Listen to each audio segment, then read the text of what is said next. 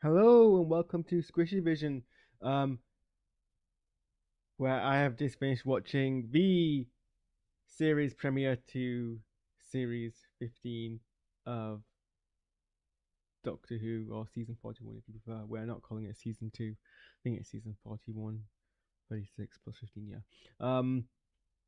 And we are so back.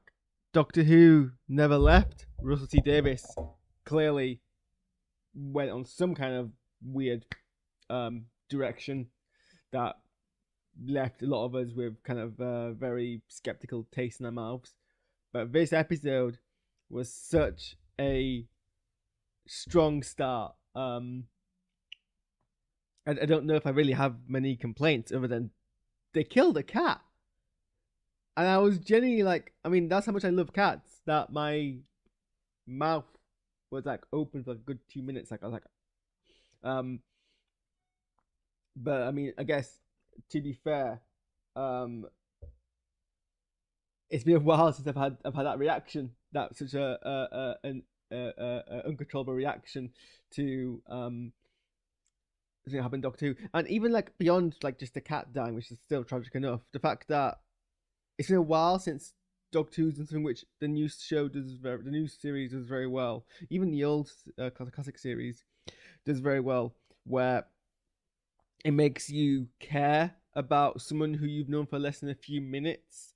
And then, like, Doctor Who has been very good at the save the cat moments. Ironic, given what I've just said, but like Sasha 55, um, was that her number? It just clocked me that that's why that number sounds familiar, because it's the number that you did for Orphan 55. Is there a thing about 55 in Doctor Who that I'm not aware of? Because I'm aware of a lot of Doctor Who things.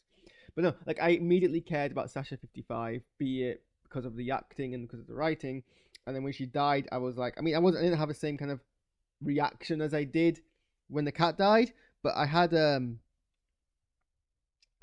reaction. I felt something.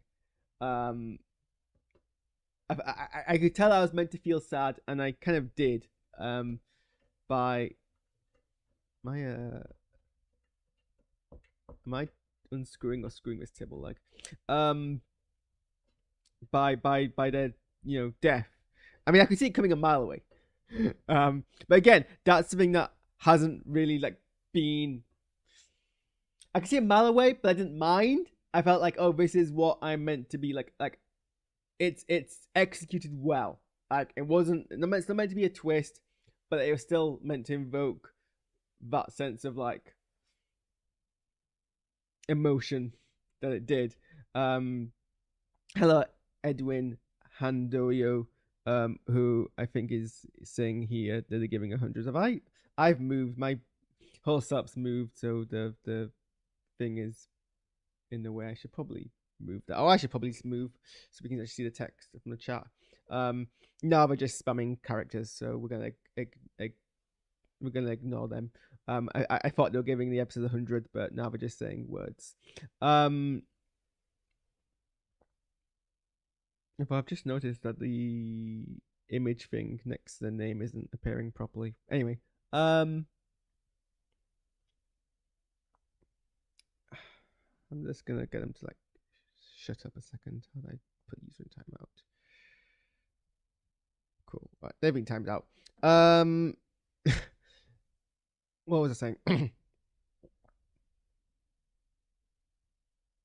But yeah, like the best thing about this episode was that it was coherent. Um, Compared to the Legends of Ruby Road, which I still have no clue what was going on in there. This episode, like the premise was strong. I mean, I remember watching it initially and being like, that's not how those um star charts, not star charts. It's not how they call them diplomas. I don't know why they call them diplomas. That's not how those star certificates work. You can't buy a star. It's a big scam. Like I know people who have done that in the past as gifts. It's the same thing as buying a square foot of land and calling yourself a laird, which I may have done when I was younger. Not real things. There's no like central registry of stars that you can buy onto. But the episode actually addressed that because it was like, well, no, it's not called after her because it matters, although that's something Doctor Who would very much like expect us to expect, or accept rather. Um, they added some time like weirdness, which I think is the weakest part of the episode, but it says a lot about the episode that even though it was the weakest part of the episode, it didn't actually go too far. Like it came close to me being like, what are they trying to say here? Am I just like throwing random time phrases and like techno blabbing about time and hoping that it sticks and we'll just accept it? But actually, no, they did kind of tie it together in a way which made some degree of coherent sense. Some degree of coherent sense. Um,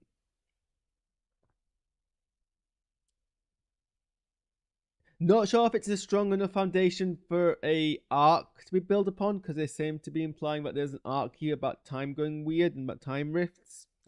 But we'll see how it falls. I have a feeling if this series is gonna collapse on anything, it's gonna collapse on that arc, because that arc wasn't the strongest part of the episode. And if the episode didn't, but it also kind of had to be part of the episode because, and it worked. It worked for this episode. The idea that things came from Earth and arrived at the planet at different times, if all we have to do is accept that, this episode is fine. Sorry, correction. This episode is great. And the weakest part being that is fine. I'm gonna shift gears and talk about Belinda. Extremely good character, very well written. All the things that you kind of want from a companion episode. Like, I know what their values are. I know what they're like in a crisis. I know what they're like when they face the unexpected. I know what they're like normally. I know what their personality is like. A lot of things I've been lacking in certain Doctor Who companions were not lacking here. They didn't do the thing where we expose them to this, like, it does bother me when we get a new companion and they are exposed to this fantasial, completely like out of the world experience, and they just take it on a stride. I'm not saying that I need them to like be completely overwhelmed, because I think there is a degree of what makes these companions special is their ability to take this kind of thing in their stride, and that's what separates a companion from a normal human being who is completely like overwhelmed. But I also want that kind of like, we're living these stories through the eyes of these companions. I want to feel that sense of wonder, which is hard to do when you're watching TV and it's fictional and you're grounded in your own reality. And they put enough of those moments in. They put enough of those moments like that. In fact, I was gonna be really annoyed if the first time Belinda saw the vastness and beauty of space, and they were just like, "Huh." No, but I actually had a moment where they're like, "Oh my god, I'm in space," and I needed that, and it was in there. But like, the fact that they were in a field hospital, and Belinda's first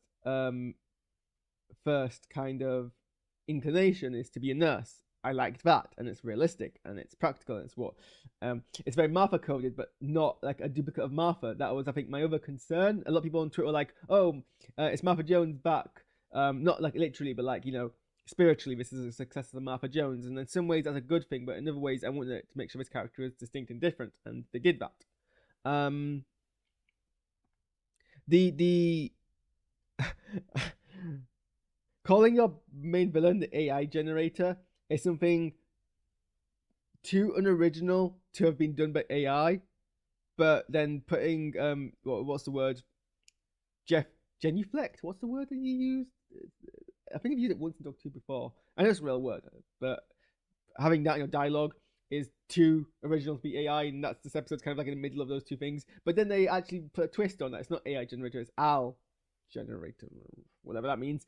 But the villain twist actually was fine. Like, it wasn't. Thing is, this episode didn't do what a lot of recent Russell T Davies episodes are trying to do and be too clever for their own good, and then fall on their face. It was a good, simple, decently produced Doctor Who episode.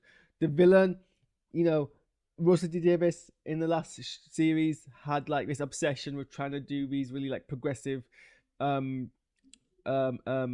like trying to like depict progressive elements in the episode, and like failing, like trying to like do commentary on disability, and it's being obvious it's being written by someone who's not disabled. strong allyism. I've heard the same critique about the trans kind of depictions. Obviously, I'm not from that community, but I've heard people from that community say that. And I was, I mean, even Moffat was kind of getting in on it with the whole mansplaining thing, joy to the world, when it's not. I mean, mansplaining is very much a real and toxic behavior. It wasn't what was happening in that episode. And it kind of like undermines and like trivializes what mansplaining is when you do it wrong. I was worried they were going to do something with incel culture, kind of trivialize and undermine it. But no, actually, it was fairly. I mean, some of Blinda's dialogue was like very dialogue-y rather than natural, but not in a way which is like beyond the scope of what you expect from Doctor Who quality of writing. Actually, the Alan being what they were was fairly realistic, grounded, and made sense in the context of the episode. It made sense that Blinda would have to like deal with that as a person in her youth and older. Some of her kind of quips about it's just typical person, people bossing me around, was a bit too on the nose when it was already kind of sold to me. But I'm sure there's someone watching the episode who needs that extra kind of like signposting. The set design, the visuals looked good. A lot of the like last series of Doctor Who was like hit and miss with the CGI. But compositing, at least with the green screen compositing in this episode was actually fairly good. There were some shots where they were against the green screen and it didn't look like bad. It looked decent. Like it looked decent quality of what you expect from Doctor Who. It didn't take me out of it. It wasn't like harsh lighting or harsh cuts. All of like the supporting cast, all of them acted well. The robots were decent. In fact, I think they were actually again not overcomplicated bad guy designs. Very much kind of person in a suit design, which needed to work for this very kind of simple back to kind of ground Doctor Who episode. The Doctor was great in the episode. I support an emotional Doctor who cries over the fact that someone they've known in 6 months has died, because that makes sense and it's consistent. People complaining about this Doctor being too emotional and crying every episode. But look, if you're going to make it a character trait, make it consistent. I would be more annoyed if they made it really inconsistent and the Doctor only cries sometimes and not another time. When for them to be consistently emotional and like it's fine. Like people who are comfortable with their emotions are like that, and people change with time about how comfortable they are. I am very open about crying, and I think crying is actually quite a brave and strong thing to do, because you're wearing your most vulnerable nature on your face in a way which can't really be hidden or disguised so easily. So I'm actually impressed with people who are comfortable crying. People just get over themselves. But like the Doctor was clever, they were on top of things, but they still weren't like that on top of things. And like Blinda also had that agency in the episode, because what they did ultimately brought the finale to a close. They realized things. At the same time, they showed themselves as being capable. Yeah, no, I can't. There's very little I think to fault this. I'm still not sure about Mrs. Flood as a character, but we haven't seen the end of that, so I won't comment too hugely on that. Nothing made me cringe. I was impressed the entire time. I think this is a really strong episode, and I really hope it brings back people who are being disenfranchised with the show, and I hope the rest of the show is like this. The rest of the series is like this, because I think, again, I didn't think Doctor Who was gone. It's a 62-year-old show. It's gonna have entire series that are weak and series which are strong. Fine. And if this is, but obviously people who aren't familiar or aren't comfortable with that as a notion will be less kind of forgiving.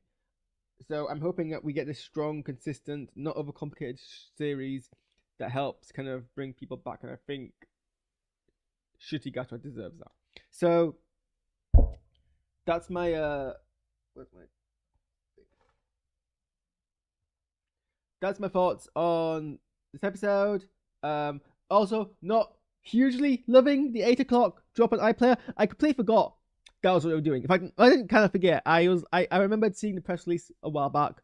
yesterday I was googling to be like, what time is Doctor releasing? As far as I could, and I mean, well, I didn't Google it. I looked at the BBC website because I was trying to go direct to the source, and they were like, it's gonna be on TV at whatever time it's on TV. I think 10 to 6, 10 to 7, and nothing about it being on iPlayer any earlier. So I was like, okay, well maybe they reversed or not. Maybe I was making it up. And then I woke up at like 9 in the morning, looked at my phone and saw a notification that said Doctor Who was online an hour earlier, and I was like, ugh. And it took me hours to get up because I was exhausted.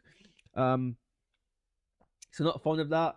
I mean, it's messing up my like green screen, and like all my clothes are all exposed because I exposed my camera for the more normal streaming time of not bloody 3 o'clock or whatever time it is.